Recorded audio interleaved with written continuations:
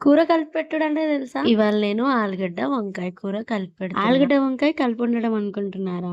అయితే మీరు పప్పులో కాలేసినట్టే. కూర కలిపి పెట్టి వండడం అంటే కర్రీకి కావాల్సినవన్నీ ఒకేసారి వేసుకొని పొయ్యి మీద పెట్టడం. కూరగాయలు, ఆనియన్, టమాటో, అల్లం పేస్ట్, పసుపు, కారం, ఉప్పు, ధనియాల పొడి, ఇంకా లాస్ట్ లో ఆయిల్ వేసుకొని మంచిగా ఒకసారి కలిపేసుకొని పొయ్యి మీద పెట్టడం అన్నమాట. అన్ని ఒకేసారి వేసి పెడితే టేస్ట్ ఎట్లుంటది అనుకుంటుర్రా? డౌట్ ఏం అక్కర్లే, టేస్ట్ అయితే అదిరిపోతది.